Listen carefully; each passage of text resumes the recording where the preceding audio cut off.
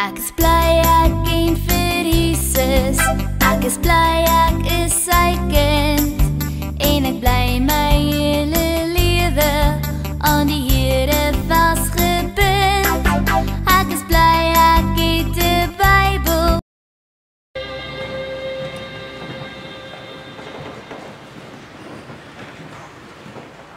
Dankie vir julle twee kindertjies wat sommer hier voorkom sit. Dit is lekker om julle gesiggies weer te sien.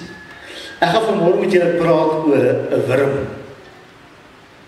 En my vir julle is die tema selfs 'n wurm verkondig Jesus se dood. In Psalm 22 vers 7 lees ons: Maar ek is 'n wurm, nie 'n mens nie.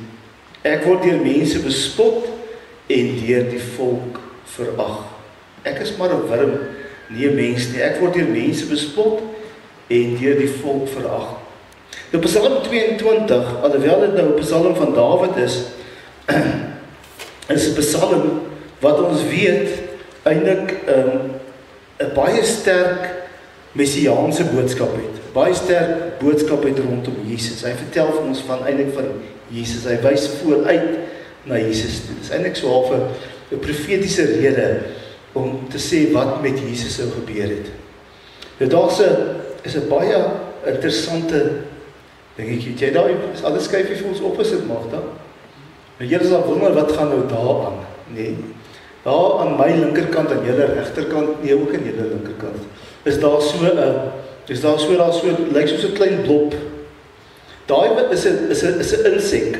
Hulle noem dit 'n crimson worm. Laat jy die pointer op. Sê weer daar waar die pointertjie is, ja, crimson worm.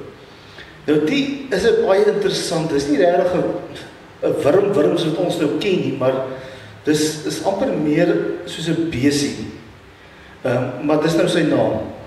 En hy gee 'n rooi kleur af.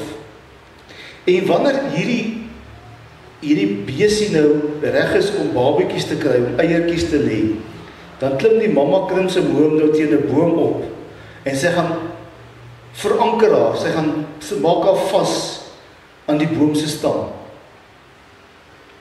En sy gaan eintlik dood daar aan die boom.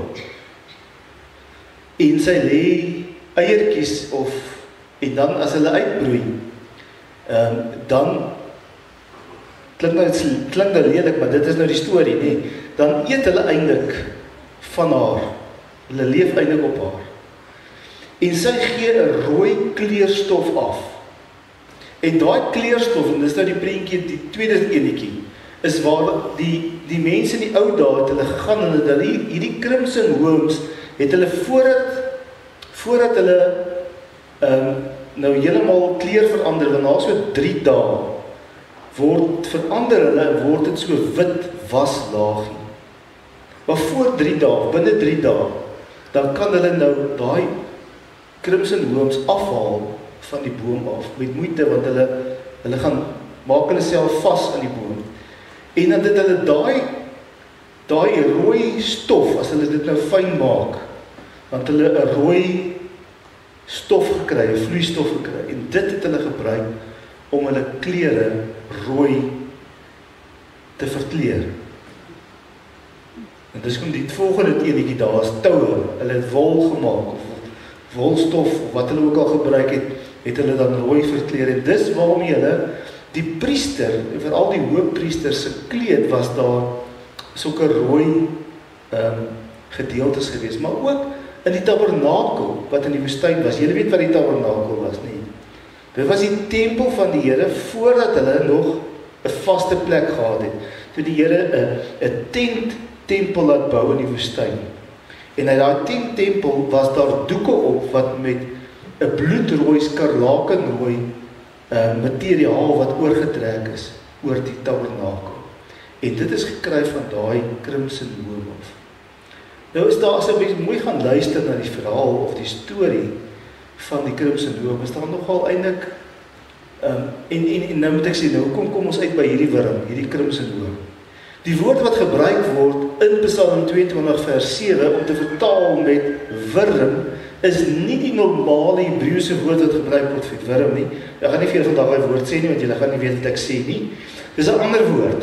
En ek gaan hom ookie sê, want julle gaan hom ookie verstaan nie. Maar daar is twee verskillende woorde wat gebruik word vir wurm. En hierdie wurm wat die naam wat of die woord wat hier gebruik word, het spesifiek 'n betekenis vir krimsonhoorn.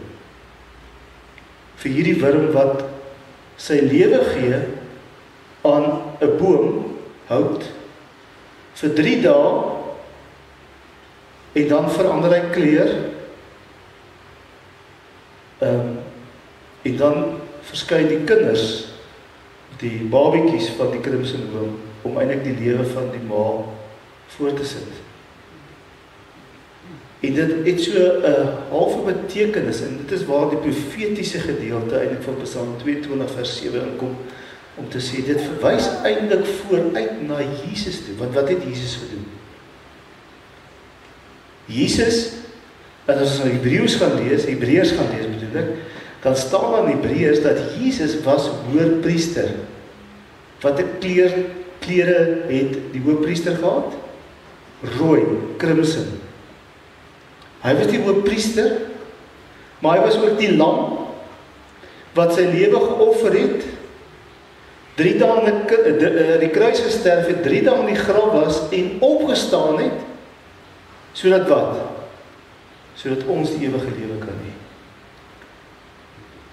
En Jesus het sy liggaam gebreek, as ek hier 'n broodjie kan uithaal, en ons sal dit nou weer doen, maar Jesus het sy liggaam gebreek, en hy sê vir ons, neem eet, dink daaraan, en glo, dat julle die ewige lewe, dat julle sondes versoen is. Net soos wat die baba krimsonhoorns aan die ma eet, om in die lewe te bly, gee die Here ook vir ons hierdie teken van die nagmaalbrood, om vir ons te sê, dit moet julle nodig hê, om julle geestelik te voed en sterk te maak, en so ook die wyn, die kelkie, die rooi kelkie, ja, dit gee vir ons die kleur van die rooi, die bloed van Jesus. En Jesus het sy bloed vir ons gestort, sodat ons die ewige lewe kan hê. So selfs 'n wurm vertel vir ons van die grootheid van Jesus. So wat beteken dit vir ons? Dit beteken dat ons ook elke dag vir die Here moet vertel, en vir die wêreld moet vertel, hoe groot die Here is. Die vraag is altyd, doen ons dit? Maar dis wat hierdie boodskap van vanmôre vir julle wil leer, te sê, ons het almal 'n verantwoordelikheid om vir Jesus, vir mense te vertel van wie Jesus is, elke dag. Kan julle dit onthou? Ok. Ek het 'n liedjie vir julle. Julle ken hom almal, die groot mense ken hom ook, en dit sluit nou aan by die boodskap. Dit sê vir ons, visvang vir Jesus. Want dit is wat die Here ons leer om te doen, nee. Dat ons moet gaan visvang vir Jesus elke dag. So kom ons sing hom lekker saam.